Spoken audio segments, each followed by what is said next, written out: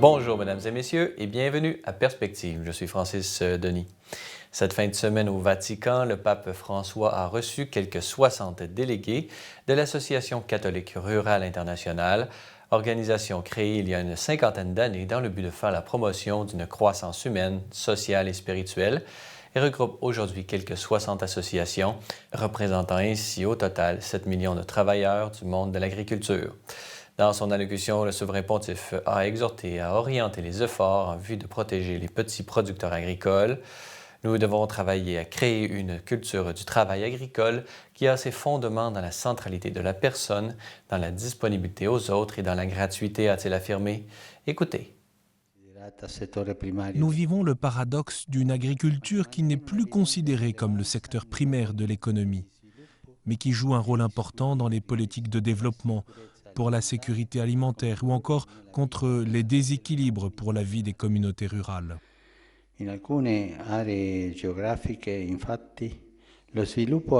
Dans certaines aires géographiques, en réalité, le développement agricole est la principale réponse possible à la pauvreté et à la pénurie de nourriture. Cela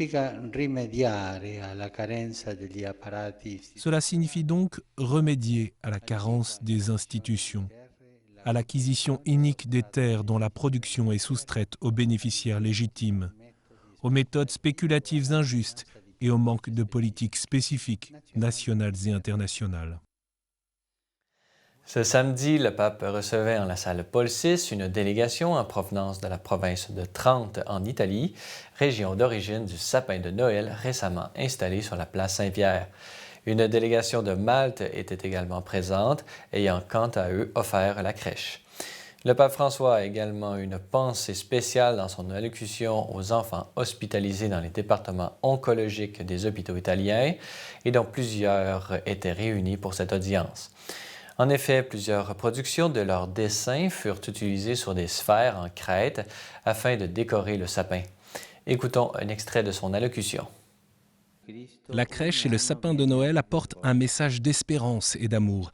Ils aident à créer une atmosphère de Noël favorable pour vivre avec foi le mystère de la naissance du Rédempteur, venu sur terre avec simplicité et bienveillance. Ces boules colorées que vous avez réalisées, a dit le pape François, représentent les valeurs de la vie, de l'amour et de la paix que la nativité du Christ nous propose chaque année.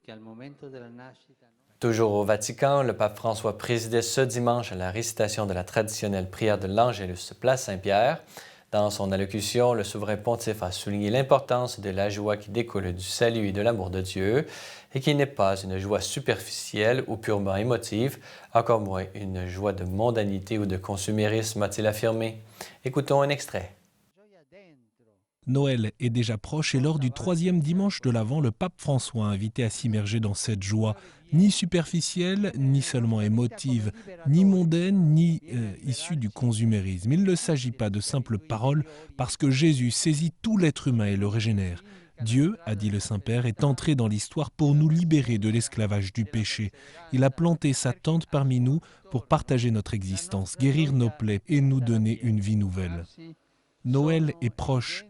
Les signes de sa proximité sont évidents dans nos rues et dans nos maisons. Ces signes extérieurs nous invitent à accueillir le Seigneur qui vient toujours et frappe à notre porte, frappe à notre cœur pour venir proche de nous. Enfin, ce matin fut publié le message du pape François pour la 50e Journée mondiale pour la paix de 2017 qui aura lieu le 1er janvier prochain et dans lequel il partage ses réflexions sur la non-violence comme style d'une politique pour la paix. Dans un monde en morceaux, affirme-t-il, la bonne nouvelle de Jésus est un chemin caractérisé par la non-violence. J'assure que l'Église catholique accompagnera toute tentative de construction de la paix, y compris par la non-violence active et créative. Notez que vous pouvez trouver l'intégralité de ce message du pape François pour la Journée mondiale de la paix sur notre site web au www.celeslumières.tv.org. Voilà, c'est tout pour aujourd'hui. N'hésitez pas, si vous avez des questions ou commentaires, vous pouvez m'écrire à l'adresse qui apparaît à l'écran. Merci d'avoir été des nôtres. À la prochaine!